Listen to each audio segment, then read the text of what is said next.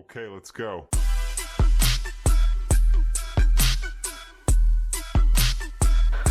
Hello guys, कैसे हैं आप सब लोग। सर हम बहुत अच्छे हैं।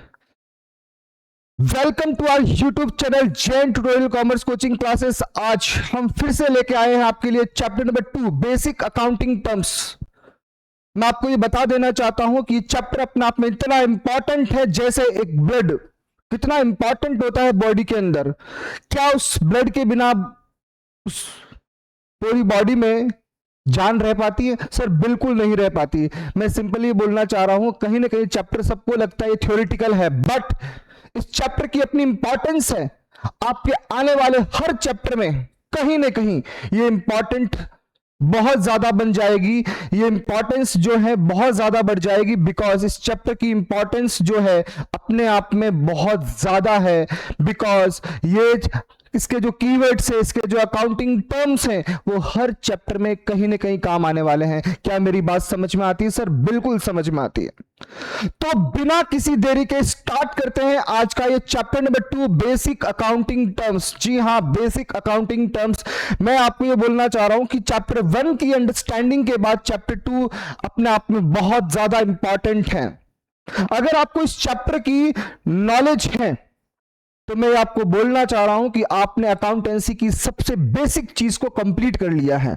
क्या ये अपने आप में बहुत ज्यादा इंपॉर्टेंट है? हाँ। क्या एग्जाम में इस पे write a short note on basic accounting terms आ सकता है? मैं उसकी गारंटी तो नहीं देता, बट ये चैप्टर अपने आप में अंडरस्टैंडिंग होना, इसका नॉलेज होना सारे चैप्टर को बूस्ट कर देगा, सारे चैप्टर की नॉलेज को और इनहांस कर देगा। क्या मेरी बात समझ में आती है? सर बिल्कुल समझ में आती है। आज हम स्टार्ट कर रहे हैं इस चैप्टर की फर्स्ट क्लास, और इस चैप्टर की फर्स्ट क्लास में हम फर्स्ट जो टॉपिक पढ़ने वाले हैं सर वो है प्रोप्राइटर। क्या पढ़ने वाले हैं? प्रोप्राइटर पढ़ने वाले हैं। Sir what do you mean by the proprietor? सारे बच्चे ठीक से जान ले प्रोप्राइटर होता क्या है। मैं अकाउंटिंग टर्म्स में बात करूं तो प्रोप्राइटर, बट हम अपनी लैंग्वेज में बात करें तो बिजनेसमैन। सर ये बिजनेसमैन होता कौन है in the eyes of law? वैसे तो बिजनेस के कई सारे फॉर्म्स हैं, even sole proprietor, partnership firm, company. क्या in the eyes of law क्या ये सारे के सारे पर्सन है? हां, बट हम यहां बात कर रहे हैं बेटा प्रोप्राइटर की। सर प्रोप्राइटर जो है वर्ड बेसिकली किससे कनेक्टेड है? कौन से फॉर्म्स ऑफ बिजनेस से रिलेटेड है? Sole proprietor. किससे रिलेटेड है बेटा? Sole proprietor. जहां पर मनी को इन्वेस्ट करने के लिए एक सिंगल पर्सन है, एक सिंगल पर्सन जो अमाउंट इन्वेस्ट कर रहा है। A proprietor is the owner of business। सबसे इंपॉर्टेंट चीज निकल के आती है बेटा, ये जो प्रोप्राइटर है वो कौन है बेटा? Owner of business. Owner of business. He invests his capital and takes business decision, bears all the risk and enjoy all the profits। जी हाँ, हम क्लास 11th में जो अकाउंटिंग पढ़ने वाले हैं, वैसे मैं आपको क्लियर कर देता हूं बेटा, फॉर्म्स ऑफ बिजनेस की बात करें तो दुनिया में कई सारे फॉर्म्स ऑफ बिजनेस है, जिसमें से एक है बेटा sole proprietorship, company, partnership firm, और भी कई सारे हैं बेटा। हम जो क्लास 11th में कंप्लीट जो पढ़ने वाले हैं वो पढ़ने वाले हैं अकाउंटिंग फॉर सोल प्रोप्राइटरशिप, जहां पर बिजनेस के अंदर पैसा इन्वेस्ट करने वाला एक सिंगल पर्सन होगा। कितने पर्सन होंगे बेटा? Single person. Risk and reward associated with them, मतलब एक सिंगल पर्सन की सारी रिस्क होगी, रिवॉर्ड भी उस सारे एक सिंगल पर्सन के होंगे। क्या सर मैनेजमेंट करने के लिए वो सिंगल पर्सन होगा? बिल्कुल हां। बट प्रॉब्लम क्या है पता है? एक सिंगल पर्सन क्या हर चीज में परफेक्ट हो सकता है? नहीं, कुछ लिमिटेशन होती हैं, तभी तो मार्केट में एक नए फॉर्म्स ऑफ बिजनेस का जन्म हुआ, पार्टनरशिप फर्म। फिर वहां कुछ लिमिटेशन थी तो मार्केट में एक नया कॉन्सेप्ट आया, कंपनी। क्या मेरी बात समझ में आती है? सर बिल्कुल समझ में आती है। बट मैं आपको फिर से क्लियर कर देता हूं, हम क्लास 11th में क्या पढ़ने वाले हैं? Accounting for sole proprietorship. अब हम जो फर्स्ट टर्मिनोलॉजी समझने जा रहे हैं which is all about proprietor, तो सिंपली सर प्रोप्राइटर कौन है? लेटेस्ट सपोज चिंटू ने बिजनेस स्टार्ट किया, चिंटू ने एक बिजनेस स्टार्ट किया, बेकरी बिजनेस, और इस बिजनेस का नाम है गरीब बेकरी। जी हां, गरीब बेकरी। दिल से सर बिजनेस का नाम गरीब बेकरी है? हाँ। चिंटू ने अपनी पर्सनल सेविंग को बिजनेस में इंट्रोड्यूस किया, कैपिटल लगाने वाला को वो खुद है, रिस्क जितनी भी है वो सारे पूरी की पूरी उस बिजनेस की चिंटू की है, जितने भी रिवॉर्ड्स होंगे वो भी उस चिंटू के होंगे। मैनेजमेंट का कोई भी रोल प्ले करना है तो वो चिंटू अकेला करेगा। मैं बोलना चाह रहा हूं कि यहां पर प्रोप्राइटर कौन है? फिर मिस्टर चिंटू है। क्या मेरी बात समझ में आती है सर? बिल्कुल समझ में आती है। तो जो पर्सन बिजनेस में पैसा लगा रहा है उसी की सारी रिस्क है, उसी के सारे रिवॉर्ड है, वही सारे मैनेजमेंट के रोल प्ले करेगा। सब कुछ each and everything is manage by एक सिंगल पर्सन, और उसी को हम बोलते हैं बेटा प्रोप्राइटर। क्या बोलते हैं बेटा? प्रोप्राइटर बोलते हैं। तो प्रोप्राइटर कौन है? Owner of business. He invest his capital, takes business decision, bears all the risk and reward all the, मतलब जहां रिवॉर्ड का मतलब यहां पर क्या है बेटा? बिजनेस के प्रॉफिट से है। अब सर इसकी फीचर्स क्या है? Simply sole owner of the business, provides capital, takes decision, वो सिंगल पर्सन डिसीजन लेता है, bears all the risk and enjoy all the profits and reward। Latest suppose Jain tutorial commerce coaching classes एक sole proprietorship firm है जहां पैसा लगाने वाला एक सिंगल पर्सन, ठीक है, और उसके बाद में जितने भी डिसीजन हैं वो सारे एक सिंगल पर्सन ले रहा है, जितने भी प्रॉफिट्स है वो सिंगल पर्सन ले रहा है, जितनी भी रिस्क है वो सारा एक सिंगल पर्सन रिस्क बियर कर रहा है, जितनी भी रेस्पॉन्सिबिलिटी है ऑफ बिजनेस ऑपरेशन वो भी उस सिंगल पर्सन की है। तो बताइए क्या जैन ट्यूटोरियल अपने आप में प्रोप्राइटर है? यहां पर जैन ट्यूटोरियल तो एक एंटिटी का नाम हो गया, बट जो इसमें फाउंडर है, जो एक सिंगल पर्सन है जैसे मैं, वो अपने आप में क्या है बेटा? प्रोप्राइटर। बिकॉज कैपिटल इन्वेस्टमेंट मैं खुद कर रहा हूं, जितनी भी रिस्क एंड रिवॉर्ड है वो सारी की सारी मेरी है, बिजनेस ऑपरेशन की जितनी भी रेस्पॉन्सिबिलिटी वो सारी अकेले मेरे की है। क्लियर है मेरी बात? सर बिल्कुल क्लियर है। तो मैं अपने आप में क्या हूं बेटा? सोल प्रोप्राइटर, मतलब मैं अपने आप में क्या बोल सकता हूं? प्रोप्राइटर बोल सकता हूं। क्या मेरी बात समझ में आती है? सर बिल्कुल समझ में आती है। Next, capital.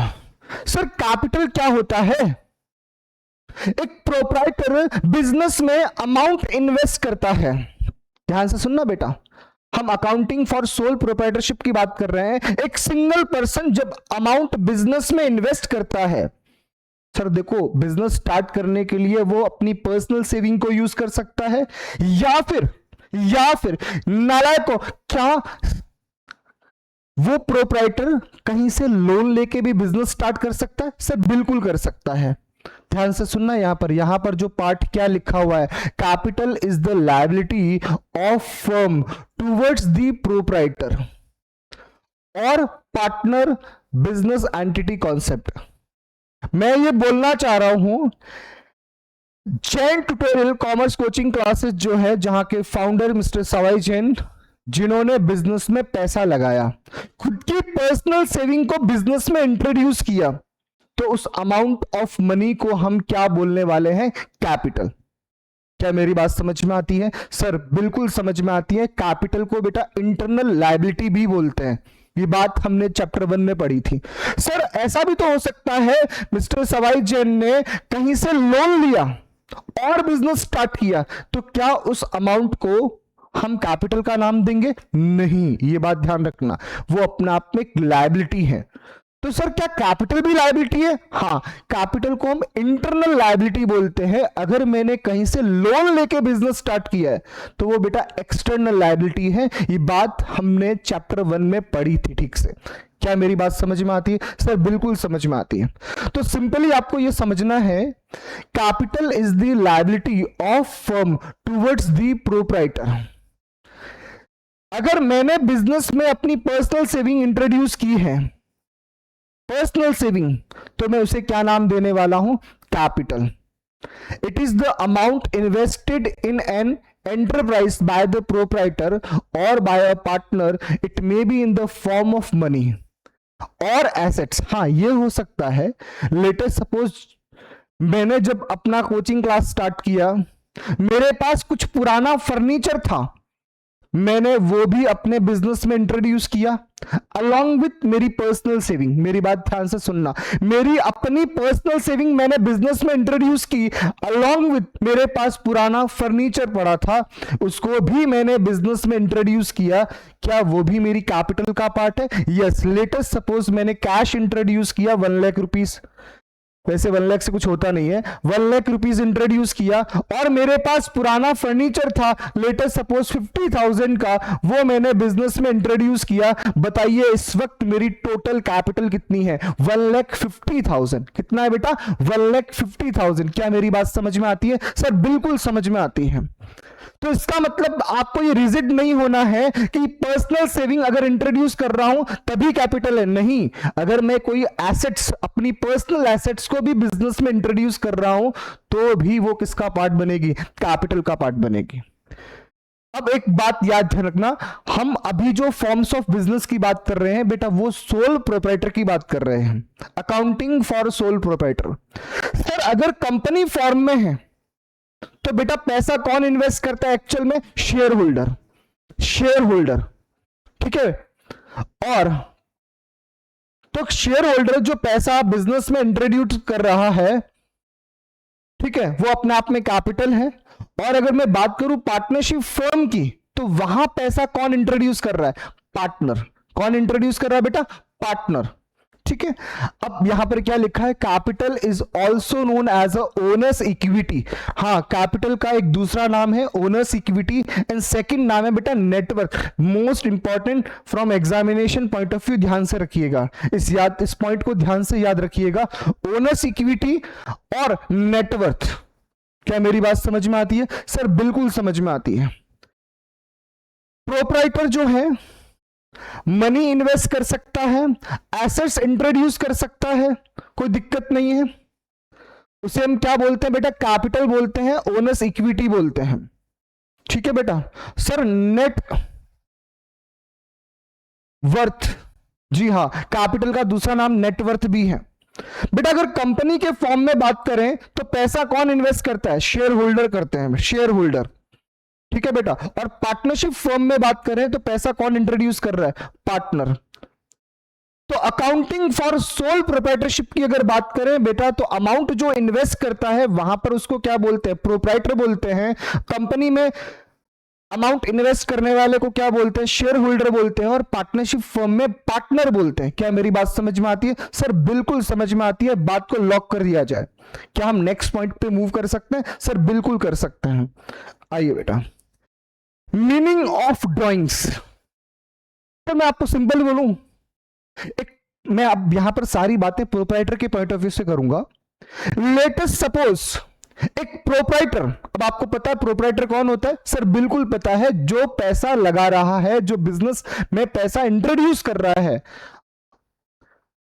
अब वो पैसा भी हो सकता है और अपनी पर्सनल एसेट्स भी हो सकती, कोई दिक्कत नहीं है. It is all about in दोनों की टोटल अपने आप में क्या होगी? कैपिटल. मैं सिंपली ये बोलना चाह रहा हूं, एक प्रोप्राइटर पर्सनल पर्पस के लिए अमाउंट विड्रॉ करता है बिजनेस से, अमाउंट विड्रॉ करता है, या फिर गुड्स यूज करता है for personal benefit, personal consumption, तो वो भी अपना आप में क्या है बेटा? ड्राइंग्स. जी हां, amount, drawing is the amount, drawings क्या है बेटा? ड्राइंग इज द अमाउंट या फिर गुड्स और assets taken by the proprietor for personal use. Latest suppose Jain tutorial commerce coaching classes अपने बच्चे को ही क्लास दे रहा है, ठीक है, पर्सनल पर्पस के लिए अपने कोर्स को सेल किया, तो वो अपने आप में क्या है बेटा? वो ड्राइंग्स है. लेटेस्ट सपोज चिंटू का बेकरी बिजनेस था, चिंटू का बेकरी बिजनेस था, चिंटू की फ्रेंड का आज बर्थडे है, वो एक केक लेके जाता है अपनी फ्रेंड के लिए, तो मुझे बताइए क्या वो पर्सनल पर्पस के लिए कंजम्पशन हो रहा है? बिल्कुल। अब वो पर्सनल पर्पस के लिए चाहे कैश है मतलब मनी है या फिर गुड्स है, क्लियर है बेटा? ड्रॉइंग इज द अमाउंट या फिर गुड्स या फिर एसेट्स जो taken over by the proprietor for personal purpose, personal use for from business, such withdraw reduce the capital. ये इंपैक्ट बता रखा है कि ड्राइंग्स का इंपैक्ट एक्चुअल में कहां आएगा? कैपिटल पे। अकाउंटिंग इक्वेशन एक चैप्टर पढ़ेंगे, वहां हम ये डिस्कस करेंगे। Goods taken for personal use या फिर cash withdraw for personal use, ठीक है बेटा? इफेक्ट क्या होगा इसका? कैपिटल को रिड्यूस होना पड़ेगा, कैपिटल रिड्यूस हो जाएगी। सर यही बात अगर आप मुझे पार्टनरशिप फर्म के पॉइंट ऑफ व्यू से जानना चाहोगे तो ध्यान से सुनो। एक पार्टनर अमाउंट विड्रॉ करता है फर्म से फॉर पर्सनल पर्पस, क्या मैं उसे ड्राइंग्स का नाम दे सकता हूं? सर बिल्कुल दे सकता हूं। वहां पर तो ड्राइंग्स दो प्रकार की होती है, हम क्लास 12th में पढ़ेंगे। तो अल्टीमेट हमने अभी तक क्या पढ़ा? हमने सबसे पहले पढ़ा बेटा प्रोप्राइटर। सर प्रोप्राइटर कौन होता है? जो बिजनेस में पैसा इन्वेस्ट कर रहा है, क्लियर है? सेकंड पार्ट, सर कैपिटल किसको बोलते हैं?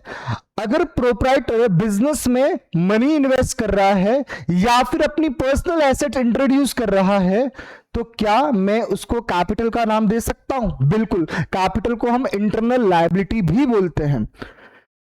नेक्स्ट सर ड्राइंग्स हमने पढ़ा। ड्राइंग्स का मतलब होता है प्रोप्राइटर पर्सनल पर्पस के लिए, प्रोप्राइटर पर्सनल पर्पस के लिए अमाउंट विड्रॉ करे या फिर गुड्स यूज करे फॉर पर्सनल पर्पस, उसे हम क्या बोलने वाले हैं? सर ड्राइंग्स बोलने वाले हैं। नेक्स्ट पार्ट आता है गुड्स। सर गुड्स क्या है?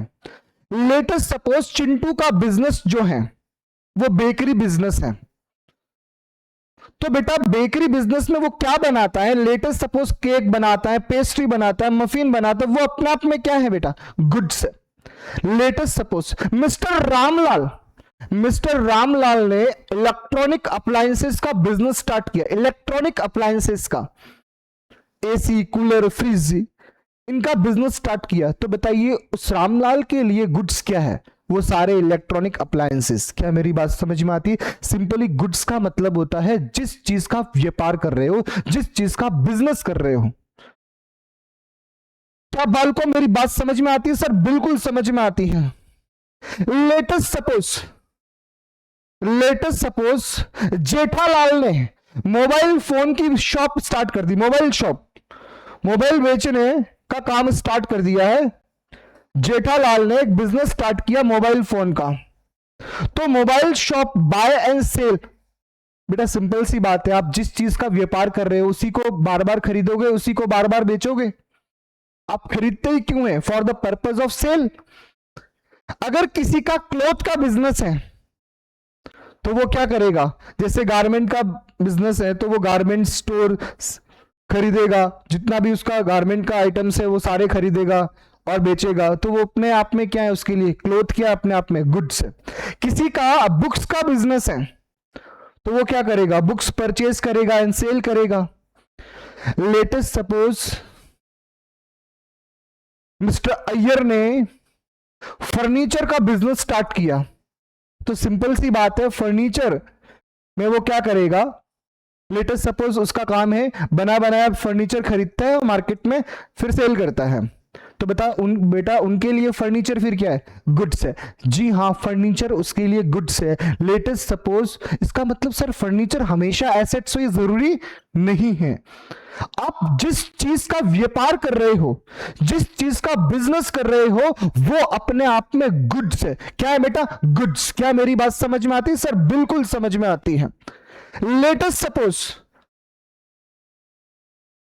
भीरे भाई ने आज एक बिजनेस स्टार्ट किया, अचार पापड़ का बिजनेस स्टार्ट किया भिड़े भाई ने। आप लोग जेठालाल देखते हो बेटा, तारक मेहता का उल्टा चश्मा? सर बिल्कुल देखते हैं। सर भिड़े भाई ने अब कोई बोलेगा नहीं नहीं सर माधवी आंटी ने स्टार्ट किया, नहीं नहीं, भिड़े ने एक बिजनेस स्टार्ट किया अचार पापड़ का, तो बताइए उनके लिए गुड्स क्या है? वो अचार पापड़। क्या मेरी बात समझ में आती है? सर बिल्कुल समझ में आती है। अब किसी का इलेक्ट्रॉनिक, हाँ जेठालाल का किसका बिजनेस था? सर इलेक्ट्रॉनिक अप्लायंसेस का बिजनेस था, तो उन्होंने वो टीवी, कूलर, फ्रिज वो सारे खरीदते हैं for the purpose of sale, तो वो उनके लिए क्या हो गया बेटा? गुड्स हो गया। क्या मेरी बात समझ में आती है? सर बिल्कुल समझ में आती है। सर मैंने किसी से गुड्स परचेज किया for the purpose of resale, तो बेटा वो चीज जो है आप गुड्स परचेज कर रहे हो for the purpose of resale, हमेशा याद रखना बेटा। लेटेस्ट सपोज मैं अपनी कोचिंग क्लासेस में फर्नीचर खरीदता हूं but for the purpose of use, तो उस समय मेरे लिए फर्नीचर क्या बेटा? एसेट्स, गुड्स नहीं है। बट एक फर्नीचर विक्रेता फर्नीचर खरीदता है for the purpose of resale, तो वहां पर फर्नीचर फिर क्या है? गुड्स है। सर मैंने एसी परचेज की for the purpose of consumption, मतलब मैं फर्नीचर में मैं यहां पर एसी खरीदी है मैंने और एसी को मैं यूज करना चाहता हूं, यूज। अब मुझे बताओ यहां पर मेरा एसी परचेज करना क्या वो अपना आप एक एसेट्स क्रिएट कर रहा है? सर बिल्कुल एसेट्स क्रिएट कर रहा है। सर अगर किसी का बिजनेस इलेक्ट्रॉनिक अप्लायंसेस का बिजनेस है और वो फिर एसीज खरीदता है और बेचता है मार्केट में, क्या वहां पर एसी फिर उसके लिए क्या हो जाएगी? गुड्स हो जाएगी। क्या मेरी बात समझ में आती है? सर बिल्कुल समझ में आती है। एक शॉप जहां पर मोबाइल परचेज सेल का काम होता है, उसने 50 मोबाइल फोन खरीदे from a supplier for ₹50,000 and उसके बाद उसमें से 45 मोबाइल फोन सेल कर दिए, कितने रुपए में? 75,000 में। आप मुझे बताइए ट्रांजैक्शंस क्या है? परचेज ऑफ गुड्स कितना? 50,000, सेल ऑफ गुड्स कितना? 75,000। आप मुझे बताइए, जब हम अकाउंटिंग इक्वेशन, वैसे चैप्टर आएगा, चैप्टर नंबर 5 हम पढ़ेंगे, तो अभी मैं ज्यादा डिस्कस नहीं करूंगा बेटा। आप जब गुड्स परचेज करते हैं तो अल्टीमेट आपका जो स्टॉक है वो बढ़ जाएगा, और जब आप गुड्स को सेल करते हैं तो स्टॉक का बैलेंस कम हो जाएगा और आपने जो प्रॉफिट अर्न किया उसका इंपैक्ट कहां आएगा? कैपिटल पे। क्या मेरी बात समझ में आती है? सर बिल्कुल समझ में आती है। तो फाइनली गुड्स के लिए एक ही चीज याद रखनी है, एक ही मंत्र याद रखना है, जिस चीज का व्यापार कर रहे हो वो अपने आप में आपके लिए गुड्स है। क्या मेरी बात समझ में आती है? सर बिल्कुल समझ में आती है। सर बिजनेसमैन भी दो तरीके के होते हैं, एक होता है ट्रेडर, एक होता है मैन्युफैक्चरर। ट्रेडर का मतलब क्या हुआ? सर जो बना बनाया गुड्स खरीदता है मार्केट से और फिर सेल करता है। लेटेस्ट सपोज मैंने स्टेशनरी का बिजनेस स्टार्ट किया और मैं स्टेशनरी बनी बनाई होलसेल रेट से मार्केट से परचेज करता हूं और फिर सेल करता हूं, तो इसका मतलब मैं कौन हूं? सर मैं कौन? ट्रेडर। ट्रेडर ट्रेडर बना बनाया गुड्स खरीदता हूं और मार्केट में बेचता हूं अपना प्रॉफिट मार्जिन ऐड करके। बट एक मैन्युफैक्चरर कौन होता है? जो मैन्युफैक्चरिंग करता है। लेटेस्ट सपोज मेरा बेकरी बिजनेस है और मैंने खुद ने एक फैक्ट्री डाल दी जहां पर मैं केक, पेस्ट्री सब बना रहा हूं, मैन्युफैक्चरिंग कर रहा हूं और फिर इसको बना के फाइनल गुड्स बेच रहा हूं, तो वो अपने आप में कौन है बेटा? मैन्युफैक्चरर है। क्या ये दोनों ही एक तरह के बिजनेसमैन है? बिल्कुल। बट एक ट्रेडर है, एक मैन्युफैक्चरर है। क्या मेरी बात समझ में आती है? सर बिल्कुल समझ में आती है। नेक्स्ट पॉइंट आता है बेटा परचेज एंड परचेज रिटर्न। मैं सिंपली बोलना चाह रहा हूं, मैंने सबसे पहले यहां पर जो परचेज और परचेज रिटर्न से पहले मैंने आपको क्या टॉपिक पढ़ाया? गुड्स को समझना जरूरी है बेटा, इसकी कोई एग्जॉस्टिव लिस्ट नहीं है। गुड्स का मतलब होता है जिस चीज का व्यापार कर रहे हो, जिस चीज का। एक बात बताओ, जेठालाल का काम क्या है? सर बबीता। अरे बबीता को देखना वो अलग बात है बेटा, बबीता नालायक बच्चे। सर उसका बिजनेस है गड़ा इलेक्ट्रॉनिक, इसका मतलब वो इलेक्ट्रॉनिक अप्लायंसेस खरीदता है, बेचता है, वो उसके लिए क्या है बेटा? गुड्स है। क्या मेरी बात समझ में आती है? सर बिल्कुल समझ में आती है। अय्यर नाराज हो जाएगा ज्यादा बीच में बोला तो, नालायक को। मुझे बताइए, अगर जेठालाल जेठालाल इलेक्ट्रॉनिक अप्लायंसेस का बिजनेस कर रहा है। सर मानना क्या, वो तो कर ही रहा है। अगर वो इलेक्ट्रॉनिक अप्लायंसेस खरीदता है तो बताइए वहां पर कौन सा अकाउंट इफेक्ट होगा? Purchase account. गुड्स, देखो वर्ड क्या लिखा है, goods bought by a business for resale, resale और for use in the business are called purchases. बेटा यहां पहला वर्ड लिखा है goods bought by a business for resale. अगर जेठालाल बना बनाया electronic appliances, fridge, cooler, AC सारे बने बनाए होलसेल रेट से मार्केट से परचेज करते हैं और सेल करते हैं, bot by business for purpose of resale. But सोचो मेरा स्टेशनरी का काम है, मैं पेपर खुद बनाता हूं, मैं नोटबुक खुद मैन्युफैक्चरिंग करता हूं, मैं मैन्युफैक्चरिंग करता हूं, पेपर बनाता हूं और मार्केट में फिर उसकी नोटबुक बना के बेचता हूं। तो यहां पर वो वर्ड यूज हुआ for use in the business. मतलब अगर आप रॉ मटेरियल खरीद रहे हो, लेटेस्ट सपोज एक और एग्जांपल देता हूं बेटा, जैसे मार्केट में बेकरी बिजनेस है, दो तरह की चीजें हो सकती है। एक तो बने बनाए केक पेस्ट्री खरीद रहा है और मार्केट में बेच रहा है, तो वो तो हो गया बेटा ट्रेडर। वो खरीदते क्यों है? For the purpose of resale. But कोई ऐसा भी मैन्युफैक्चरर है, कोई ऐसा भी बिजनेसमैन है जो अपने आप में मैन्युफैक्चरर की रोल प्ले कर रहा है। वो क्या कर रहा है? रॉ मटेरियल परचेज करता है, जो भी यूज आता है बनाने में वो सारे रॉ मटेरियल परचेज करता है और फाइनल गुड्स बना के मार्केट में बेचता है। बताइए उन्होंने जो रॉ मटेरियल खरीदा उसका यूज हुआ है बिजनेस में, क्या बनाने में? फाइनल गुड्स बनाने में। तो बेटा ये सारी चीजें अपने आप में क्या है? फिर गुड्स है। सिंपल बात, मेरा इलेक्ट्रॉनिक अप्लायंसेस का बिजनेस है, मैं मार्केट से इलेक्ट्रॉनिक अप्लायंसेस खरीद रहा हूं for the purpose of resale. तो इसका मतलब वो इलेक्ट्रॉनिक अप्लायंसेस अपने आप में मेरे लिए गुड्स है। और जब भी मैं गुड्स परचेज करता हूं तो कौन सा अकाउंट आएगा बेटा? Purchase account. मेरा अगर बेकरी बिजनेस है, मैं रॉ मटेरियल मार्केट से परचेज कर रहा हूं for the purpose of preparing final goods, मतलब केक और पेस्ट्री। तो बताइए वो रॉ मटेरियल अपने आप में क्या है? गुड्स है बेटा। मतलब मेरा केक पेस्ट्री सारे क्या है बेटा? गुड्स है। क्योंकि वो सारे मटेरियल में यूज कहां कर रहा हूं बेटा? केक बनाने में। तो केक पेस्ट्री मतलब मेरा बेकरी बिजनेस जो है वो अपने आप में बेकरी आइटम्स जो भी है मेरे, वो सारे के सारे कौन सी कैटेगरी में आने वाले हैं? गुड्स। मतलब मैं जब भी वो परचेज कर रहा हूं पेस्ट्री बनाने के लिए, केक बनाने के लिए, जो रॉ मटेरियल परचेज कर रहा हूं उसके लिए मैं कौन सा वर्ड यूज करने वाला हूं? परचेज अकाउंट वर्ड यूज करने वाला हूं। A shop buy 100 mobile phone from a supplier for ₹1 lakh. मुझे बताइए एक शॉप जो परचेज कर रही है मोबाइल फोन, क्यों खरीद रही है बेटा? For the purpose of resale. इसका मेन मोटिव क्या है? रीसेल। अब ऐसा तो है नहीं कि 100 फोन इसलिए खरीद रहा है घर पे यूज करने के लिए, नालायकों। 100 फोन कौन खरीदता है? तो 100 फोन जो खरीदे हैं, 100 फोन वो बेचने के लिए खरीदे हैं। इसलिए इसका मतलब यहां पर हम कौन सा अकाउंट लिखेंगे? Purchase account. क्या आपने ऑन क्रेडिट परचेज किया? ऑन क्रेडिट किया है तो इसका मतलब सप्लायर अकाउंट आएगा, मतलब क्रेडिटर, मतलब क्रेडिटर। क्या मेरी बात समझ में आती है? बिल्कुल समझ में आती है सर लेटेस्ट सपोज मैंने स्टेशनरी बिजनेस स्टार्ट किया और स्टेशनरी परचेज की होलसेल रेट से, बट वो डिफेक्टिव निकल गया, कुछ पीस मेरे डिफेक्टिव आ गए, तो मैं क्या करूंगा? रिटर्न करूंगा। उसी को बोलते हैं बेटा परचेज रिटर्न।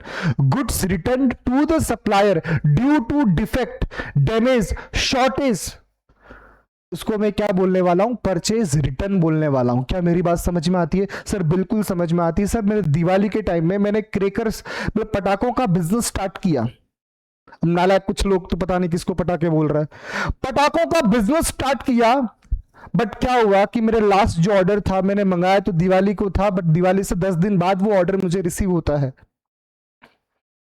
अब मुझे बताओ, कई बार अब वो मेरा नॉर्मली अगर मेरा रेगुलर बिजनेस नहीं है तो मेरा यूज नहीं आने वाला, तो क्या मैं उस पर वजह से भी रिटर्न कर सकता हूं? हाँ, कोई भी रीजन हो सकता है वो डिफेक्टिव है, या जितना आपने लॉट साइज मंगवाया था उससे ज्यादा ऑर्डर आ गया मेरे पास, या टाइम पे डिलीवरी नहीं हुई। देयर आर वेरियस रीजन जहां आप गुड्स को क्या करेंगे बेटा? रिटर्न करने वाले हैं। क्या करने वाले? रिटर्न करने वाले हैं। उसी को मैं क्या बोलता हूं? Purchase return. एक वर्ड इंपॉर्टेंट है, परचेज के अंदर भी एक वर्ड इंपॉर्टेंट था, गुड्स।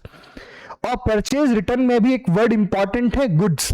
क्या मेरी बात समझ में आती है सर? बिल्कुल समझ में आती है सर। गुड्स का मतलब होता है जिस चीज का आप व्यापार कर रहे हो, जिस चीज का आप डील कर रहे हो, जिस कॉमोडिटी में आप डील कर रहे हो। क्या मेरी बात समझ में आती है सर? बिल्कुल समझ में आती है। तो purchase account and purchase return, ये दोनों ही वर्ड्स किस पर्पस के लिए यूज किए जा रहे हैं? गुड्स के लिए, एसेट्स के लिए नहीं, गुड्स के लिए। अगर आप गुड्स परचेज कर रहे हो तो परचेज अकाउंट, और आपने खरीदा हुआ गुड्स अगर रिटर्न कर रहे हो तो वो अपने आप में क्या बेटा? Purchase return. लिखा ना बेटा, goods return to supplier, goods bought by business. क्या मेरी बात समझ में आती है? तो इंपॉर्टेंट वर्ड है बेटा गुड्स, इंपॉर्टेंट वर्ड है गुड्स, ध्यान रखना। परचेज अकाउंट वर्ड जो यूज किया जाएगा वो गुड्स के लिए यूज किया जाएगा, और परचेज एंड परचेज अकाउंट दोनों, purchase and purchase return account. Sir next topic निकल के आता है बेटा सेल्स, सेल्स रिटर्न। बेटा एक बात बताओ, अगर मेरा स्टेशनरी का बिजनेस है और स्टेशनरी में खरीद रहा हूं, खरीदने के बाद क्या करूंगा? सेल ही तो करूंगा। तो जब मैं गुड्स बेच रहा हूं, क्या बेच रहा हूं बेटा? गुड्स। अगेन इंपॉर्टेंट बात, अगर मैं गुड्स बेच रहा हूं तो कौन सा अकाउंट आएगा? Sales account. सर मैंने कस्टमर को बेचा but due to any reason customer ने रिटर्न कर दिया, क्या मैं उसे सेल्स रिटर्न बोलने वाला हूं? सर बिल्कुल सेल्स रिटर्न बोलने वाला हूं। मैं आपको अभी एंट्रीज डिस्कस नहीं कर रहा हूं, बिकॉज एंट्रीज के लिए हम चैप्टर 8 को पढ़ेंगे, और चैप्टर 8 पढ़ने से पहले चैप्टर 6 की अंडरस्टैंडिंग बहुत जरूरी है। तो आप टेंशन ये मत लेना कि मैं यहां भगा रहा हूं, नहीं, मुझे पता है कि कौन सी चीज कब पढ़ानी है। ठीक है, अभी मैंने ऐसे दे रखा है, बट कभी हम रिवीजन जब करेंगे तो हो सकता है हम इसको अच्छे से समझ लें। अभी सिंपली आपको क्या समझना है बेटा? 4 वर्ड्स ध्यान से समझना, purchase account, purchase return, sales account, sales return. ये चारों वर्ड्स किसके लिए यूज होते हैं? एसेट्स के लिए या फिर गुड्स? सारे बच्चे मुझे कमेंट करके बताएं कि ये चारों वर्ड्स गुड्स के लिए यूज होते हैं या फिर एसेट्स के लिए? सर गुड्स के लिए यूज होते हैं। बिल्कुल सही बोला बेटा। जब आप गुड्स परचेज करते हैं तो परचेज अकाउंट, जब आप गुड्स रिटर्न करते हैं टू द सप्लायर तो वो अपने आप में परचेज रिटर्न, जब आप गुड्स बेचते हैं सेल्स अकाउंट, जब आपके कस्टमर ने गुड्स जो आपने बेचा वो रिटर्न कर लिया ड्यू टू एनी रीजन तो वो अपने आप में बेटा सेल्स रिटर्न। क्या मेरी बात समझ में आती है? सर बिल्कुल समझ में आती है। अब एक बेटा आजकल फैंसी वर्ड यूज होता है रेवेन्यू फ्रॉम ऑपरेशन, जिसको मैं शॉर्ट में बोलूंगा RFO। बेटा जब आप नेक्स्ट क्लास में, क्लास 12th में जब जाएंगे तो कंपनी के अंदर हम सेल्स को बच्चा क्या बोलने वाले हैं? हम बोलने वाले हैं RFO, रेवेन्यू फ्रॉम ऑपरेशन। मतलब सर RFO का मतलब सिंपली अगर बात करें, RFO का मतलब होता है बेटा नेट सेल। क्या मतलब होता है? Net sale. और नेट सेल का मतलब होता है sales minus sales return, sales minus sales return. Clear है मेरी बात? बिल्कुल sir. Sales minus sales return equals to RFO, revenue from operation. क्या मेरी बात समझ में आती है? बिल्कुल समझ में आती है। अगेन RFO जो वर्ड यूज किया जाता है वो गुड्स के लिए यूज किया जाता है। क्लियर है बेटा? बिल्कुल सर क्लियर है। Purchase account, purchase return, sales account, sales return, ये चारों वर्ड्स 5 हो गए वैसे। Purchase account, purchase return, sales account, sales return and revenue from operation, ये पांचों वर्ड्स जो यूज किए जाते हैं बेटा बहुत ही ज्यादा इंपॉर्टेंट गुड्स के लिए यूज किए जाते हैं। किसके लिए यूज किया जाता है? गुड्स के लिए। सर बिल्कुल समझ में आ गया। ओके बेटा नेक्स्ट, एंटिटी।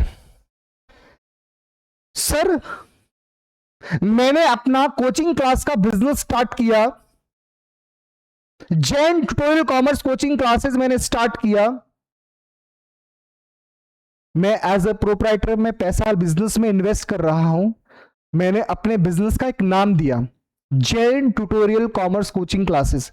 तो ये अपने आप में क्या बेटा? एक एंटिटी। क्या है बेटा? एंटिटी। तो एंटिटी क्या है बेटा? Entity is a unit. Entity क्या है बेटा? Is a unit which perform economic activity. बेटा एक होता है इकोनॉमिक एक्टिविटी, एक होता है बेटा नॉन इकोनॉमिक एक्टिविटी। मैं मंदिर जाता हूं, भगवान से पूजा अर्चना करता हूं, बेटा वो नॉन इकोनॉमिक एक्टिविटी है। बट मैं कोई ऐसी एक्टिविटी कर रहा हूं जिसका मोटिव प्रॉफिट कमाना है, जिसका मोटिव प्रॉफिट कमाना है। प्रॉफिट एक्चुअल में हो रहा है या नहीं हो रहा वो बात अलग है, लॉस हो रहा है वो अलग बात है, प्रॉफिट मोटिव होना चाहिए, इकोनॉमिक एक्टिविटी है। बिजनेस एंटिटी किसे बोलेंगे? एक एंटरप्राइज जिसको एस्टेब्लिश किया है for business activity, business activity as per the law, उसे क्या बोलेंगे बेटा? एंटिटी बोलेंगे। जैसे Reliance industries limited, Bajaj auto limited, ITC limited, Reliance group, Tata limited, ये सब अपने आप में क्या है बेटा? एंटिटी। जिस नाम से बिजनेस चल रहा है। सर नॉन बिजनेस एंटिटी क्या होती है? In organisation setup for social welfare. देखो दो इंपॉर्टेंट वर्ड है, एक में वर्ड लिखा है बेटा बिजनेस एक्टिविटी और एक में लिखा है बेटा सोशल वेलफेयर या चैरिटेबल पर्पस। जहां पर पैसा कमाना प्रॉफिट मोटिव है। देखो बिजनेस जहां पर भी होगा, बिजनेस एक्टिविटी या बिजनेस एंटिटी वो होगा जहां पर मोटिव क्या है बेटा? प्रॉफिट कमाना। और नॉन बिजनेस एंटिटी को वो होगा जहां पर मोटिव है बेटा सोशल वेलफेयर, मतलब चैरिटेबल पर्पस। क्या मेरी बात समझ में आती है? सर कई सारे hospital, charitable hospital, sports association या एनजीओ, एनजीओ का फुल फॉर्म होता है नॉट फॉर प्रॉफिट ऑर्गेनाइजेशन, जिनका मेन मोटिव प्रॉफिट कमाना है ही नहीं। एक बात बताइए सर, क्या इनकी भी अकाउंटिंग होती है? प्रॉफिट मोटिव ऑर्गेनाइजेशन जो है उनकी अकाउंटिंग होती है, तो क्या sir non profit motive organisation जितने भी हैं क्या उनकी भी अकाउंटिंग होती है? सर बिल्कुल उनकी भी अकाउंटिंग होती है। बट आप जानते हैं जब दोनों का ऑब्जेक्टिव अलग है तो उनकी अकाउंटिंग भी अलग अलग तरीके से होती है, बट अकाउंटिंग होती है। क्या मेरी बात समझ में आती? सर बिल्कुल समझ में आई है। अकाउंटिंग सर होती है बट दोनों की अलग अलग अकाउंटिंग होती है। आइए सर सिंपली समझ में आ गया कि एंटिटी है जिस नाम से बिजनेस को हम चला रहे हैं। ठीक है बेटा। सर आपके जो अंबानी परिवार है वो रिलायंस इंडस्ट्रीज के मालिक हैं, तो रिलायंस इंडस्ट्रीज जो उनका नाम है बिजनेस का वो अपने आप में क्या है बेटा? एक एंटिटी है। Bajaj auto limited, ITC limited, ये अपने आप में क्या है बेटा? बिजनेस एंटिटी है। Next, business transaction, meaning of business transaction, a business transaction is a financial or economic event। Word क्या आ रहा है बेटा? फाइनेंशियल ट्रांजेक्शन की बात चल रही है, इकोनॉमिक इवेंट की बात कर रही है। और जब बात आती है इकोनॉमिक इवेंट की, इसका मतलब प्रॉफिट मोटिव की बात चल रही है बिटवीन टू पार्टीज दैट। बेटा हाँ, जब भी बिजनेस ट्रांजैक्शन होगा तो अब सिंगल पर्सन तो कर नहीं सकता, तो कम से कम two parties that the accounting process of recording in books of account, it is expressed in money terms और changes the financial position of an enterprise. ध्यान से सुनना मेरी बात। आपने अकाउंटिंग की डेफिनेशन जब पढ़ी थी तो आपने क्या लिखा था? Accounting is a systematic process which include identification, measuring. Measuring का मतलब होता है कि जहां पर आपके ट्रांजैक्शन मनी के अंदर मेजर किए जा सकते हैं तभी वो रिकॉर्ड होगा, तभी वो रिकॉर्ड होगा। क्या मेरी बात समझ में आती है? सर वही बात बिल्कुल समझ में आती है। तो यहां इंपॉर्टेंट वर्ड क्या है? फाइनेंशियल ट्रांजैक्शन या इवेंट होना चाहिए, इकोनॉमिक इवेंट या ट्रांजैक्शन होना चाहिए। और दूसरी बात क्या बेटा?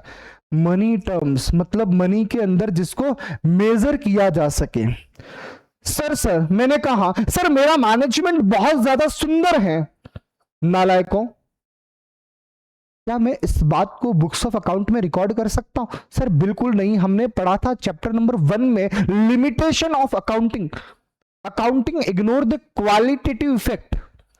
तो सर इसका मतलब बिजनेस ट्रांजैक्शन वो है जो फाइनेंशियल और इकोनॉमिक इवेंट जो दो पार्टी के बीच में हो रहे हैं। Accounting process of recording it in books of account, it is expressed in money terms and changes the financial position of enterprise। Simple सी बात है, अगर आप जहां पर भी मनी इन्वॉल्वमेंट है वो कहीं ना कहीं फाइनेंशियल पोजीशन को भी इफेक्ट करेगा ना। लेटर सपोज मैंने किसी को कैश पेमेंट किया तो वो भी तो आपके कैश के बैलेंस को रिड्यूस कर रहा है। चलो एक एग्जांपल समझते हैं बेटा।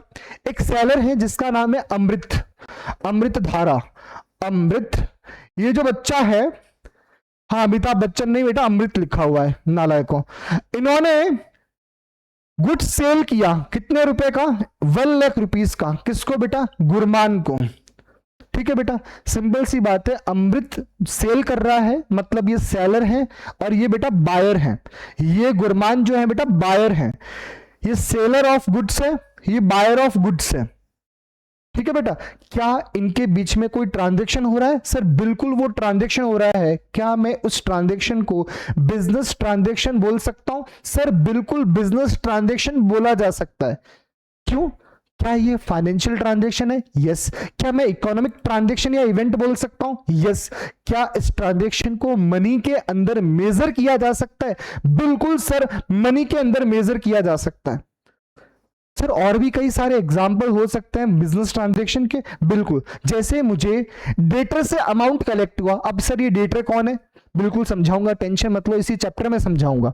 मैं सिंपल ये बोलना चाह रहा हूं, किसी भी पर्सन से अमाउंट मिल रहा है, अमाउंट रिसिप्ट फ्रॉम डेटर्स, मतलब किसी से पैसे कलेक्ट होना, या हम किसी को पेमेंट कर रहे हैं, या फिर मैं अपनी एसेट्स को बेच रहा हूं या खरीद रहा हूं, या मैं किसी को सैलरी का पेमेंट कर रहा हूं या इंटरेस्ट का पेमेंट कर रहा हूं, तो वो अपने आप में क्या है बेटा, सॉरी बेटा, तो वो अपने आप में क्या है बेटा, बिजनेस ट्रांजैक्शन है। Business transaction. क्या मेरी बात समझ में आती है? सर बिल्कुल समझ में आती है।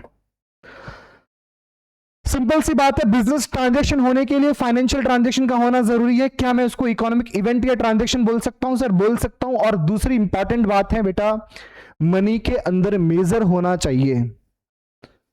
जब मनी के अंदर मेजर किया जा सकता है तो क्या वो फाइनेंशियल पोजीशन को भी चेंज करेगा? बिल्कुल करेगा। क्या मेरी बात समझ में आती है?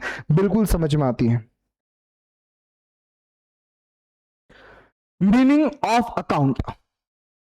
Meaning of account, an account is record of transaction both cash as well as credit under a particular head: sales account, purchase account, salary, water expense, etc. It may also represent a category like assets, liabilities, capital या income.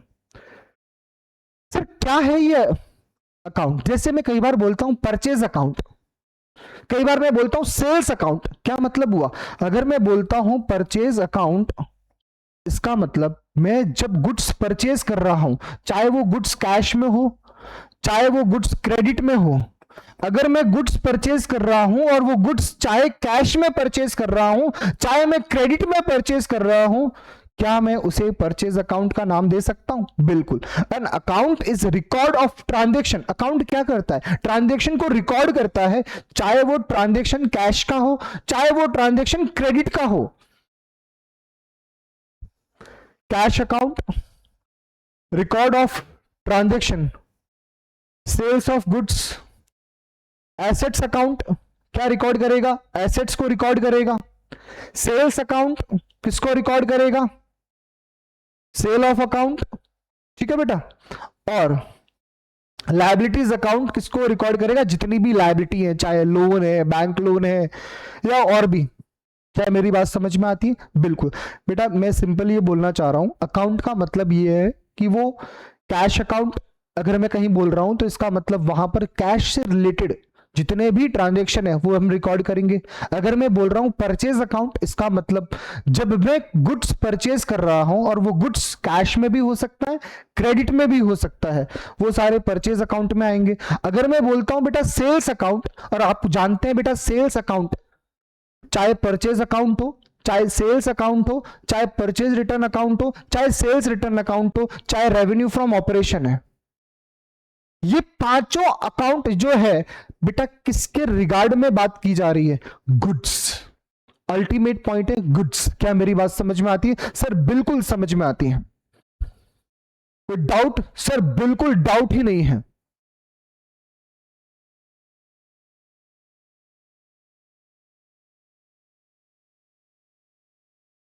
Sir एक बार revise करा दो पूरा। बिल्कुल sir, start करते हैं आज की क्लास में। हमने स्टार्ट किया था chapter number 2 basic accounting term, और हाँ हमने सबसे पहला पॉइंट स्टार्ट किया था बेटा proprietor. Sir who is the proprietor? Amount invested into the business, a person who invest amount into the business. हाँ, अमाउंट इन्वेस्ट कर रहा है या फिर अपनी पर्सनल एसेट्स को बिजनेस में इंट्रोड्यूस कर रहा है। क्या मैं उसे कैपिटल का बेटा, वैसे कैपिटल किसको बोलते हैं? एक प्रोप्राइटर अमाउंट इन्वेस्ट करता है या एसेट्स, अपनी जो पर्सनल एसेट्स है वो बिजनेस में इंट्रोड्यूस करता है, उसको हम कैपिटल बोलते हैं। मैं बोल रहा हूं जो इंसान कर रहा है, जो इंसान बिजनेस में पैसा या एसेट्स इन्वेस्ट कर रहा है, उस पर्सन को हम क्या बोलते हैं बेटा? प्रोप्राइटर बोलते हैं। क्या बोलते हैं बेटा? प्रोप्राइटर बोलते हैं। प्रोप्राइटर कौन होता है? प्रोप्राइटर ओनर ऑफ बिजनेस, जो बिजनेस में पैसा इन्वेस्ट कर रहा है और जितनी भी रिस्क एंड रिवॉर्ड है उस पर्सन की है। क्या मेरी बात समझ में आती है? बिल्कुल समझ में आती है। नेक्स्ट टॉपिक हमने पढ़ा था कैपिटल। सर कैपिटल क्या होता है? एक प्रोप्राइटर जो अमाउंट इन्वेस्ट करता है इनटू द बिजनेस और अपनी पर्सनल एसेट्स को इंट्रोड्यूस कर रहा है बिजनेस में, तो क्या हम उसे कैपिटल का नाम देंगे? बिल्कुल। यहां पर बात की जा रही है पर्सनल सेविंग या फिर पर्सनल एसेट्स को। अगर बैंक से लोन लेके हम बिजनेस स्टार्ट कर रहे हैं तो वो सर लायबिलिटीज है। इस बात को अच्छे से याद रखना, चैप्टर 5 में टेस्ट करने वाला हूं। Next topic. सर एक बात बता दो, अगर यही बात कंपनी की है तो वहां पर उस पर्सन को बोलते हैं बेटा शेयर होल्डर, जो पैसा इन्वेस्ट करता है। पार्टनरशिप फर्म में अगर बात करें तो कैपिटल इन्वेस्ट करने वाले पर्सन को हम बोलते हैं बेटा पार्टनर।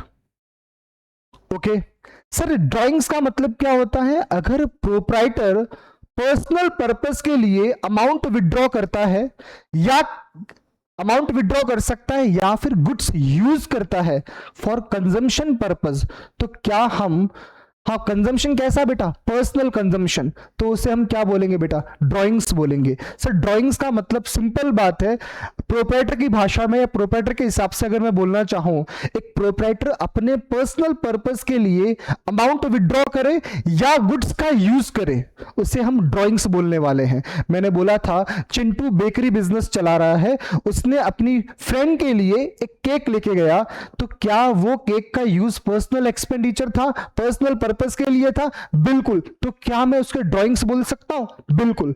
सर एक पार्टनरशिप फर्म में पार्टनर अमाउंट विड्रॉ करता है फर्स्ट पर्सनल पर्पस के लिए, क्या मैं उसे भी ड्राइंग्स बोल सकता हूं? बिल्कुल। सर ड्राइंग्स का मतलब सिर्फ कैश विड्रॉ नहीं करना, कैश के अलावा अगर वो एसेट्स विड्रॉ भी कर रहा है, एसेट्स यूज कर रहा है, क्या बोल रहा है? एसेट्स यूज कर रहा है पर्सनल पर्पस के लिए, उसे भी मैं ड्राइंग्स बोलूंगा। क्या मेरी बात समझ में आई? बिल्कुल। चाहे अमाउंट, चाहे गुड्स, चाहे एसेट्स, किस पर्पस के लिए बेटा? पर्सनल पर्पस के लिए। वो सारे के सारे किस पॉइंट में कवर होंगे बेटा? ड्राइंग्स में। सर बिल्कुल समझ में आ गया। Next part, goods. सिंपल सी बात है, जिस चीज का आप व्यापार कर रहे हो उसे आप गुड्स बोलेंगे। नेक्स्ट परचेज, चाहे परचेज अकाउंट हो, चाहे परचेज रिटर्न, चाहे सेल्स अकाउंट, चाहे सेल्स रिटर्न, चाहे रेवेन्यू फ्रॉम ऑपरेशन, ये पांचों अकाउंट हम किस के रिगार्ड में यूज करने वाले हैं? गुड्स। अगर आप गुड्स परचेज कर रहे हैं, परचेज अकाउंट। अगर आप गुड्स सेल कर रहे हैं, सेल्स अकाउंट। अगर गुड्स जो हमने परचेज किया वो हमें रिटर्न करना पड़ रहा है ड्यू टू एनी रीजन, वो परचेज रिटर्न। अगर मैंने गुड्स बेचा और वो due to any reason customer ने गुड्स रिटर्न कर लिया, तो मैं उसे क्या बोलने वाला हूं? सेल्स रिटर्न बोलने वाला हूं। सर रेवेन्यू फ्रॉम ऑपरेशन का मतलब होता है सेल्स माइनस सेल्स रिटर्न। क्या मेरी बात समझ में आती? सर बिल्कुल समझ में आती है। सर एंटिटी क्या है? जिस नाम से बिजनेस को चला रहे हैं हम उसको एंटिटी बोलेंगे, जैसे Reliance industries, Bajaj auto limited, ITC limited. क्या सर नॉन बिजनेस एंटिटी भी होती है? बिल्कुल। जिसका ऑब्जेक्टिव क्या होता है बेटा? Social welfare and charitable purpose. और हाँ, बिजनेस ट्रांजेक्शन किसको बोलेंगे? सब जितने भी फाइनेंशियल ट्रांजेक्शन है या इकोनॉमिक ट्रांजेक्शन है वो सारे के सारे अपने आप में क्या है? Business transaction. फाइनेंशियल या फिर इकोनॉमिक ट्रांजेक्शन या इवेंट, वो अपने आप में क्या है बेटा? Business transaction. इंपॉर्टेंट बात यह है कि मनी के अंदर मेजर होना चाहिए। क्या मेरी बात समझ में आती है? सर बिल्कुल समझ में आती है। मीनिंग ऑफ अकाउंट, जहां पर आप सिमिलर नेचर ऑफ ट्रांजैक्शन एक जगह लिखेंगे, चाहे परचेज अकाउंट है तो सेल्स अकाउंट है, एसेट्स अकाउंट है, लायबिलिटी अकाउंट है, उनके रिलेटेड जो भी ट्रांजैक्शन है वो आप एक सिमिलर ट्रांजैक्शन एक ही अकाउंट एक ही जगह लिखने वाले हैं, उसी को हम क्या बोलते हैं बेटा, अकाउंट बोलेंगे। हाँ, ट्रांजैक्शन वो कैश में भी हो सकता है, क्रेडिट में भी हो सकता है, वर्ड लिखा है ऑन पर्टिकुलर हेड। मतलब अगर मैं बात कर रहा हूं कैश अकाउंट की, तो ये पर्टिकुलर हेड क्या है बेटा, कैश अकाउंट, जहां पर मैं सारे के सारे वो ट्रांजैक्शन लिखूंगा जो कैश में है, जो कैश में है। अगर मैं बात कर रहा हूं परचेज अकाउंट की, तो वहां पर मैं वो सारे ट्रांजैक्शन लिखूंगा जहां मैं गुड्स परचेज कर रहा हूं, और वो गुड्स चाहे कैश में हो चाहे बेटा क्रेडिट में हो, सारे के सारे वो ट्रांजैक्शन परचेज अकाउंट में लिखने वाला हूं। क्या मेरी बात समझ में आती है सर? बिल्कुल समझ में आती है। अगर सर मैं गुड्स सेल कर रहा हूं, चाहे वो गुड्स कैश में सेल कर रहा हूं चाहे मैं क्रेडिट में सेल कर रहा हूं, उसे मैं क्या बोलने वाला हूं, कौन से अकाउंट में लिखने वाला हूं सर? सेल्स अकाउंट में लिखने वाला हूं। क्या मेरी बात समझ में आई सर? बिल्कुल समझ में आई। Thank you so much guys, take care, stay home, stay safe.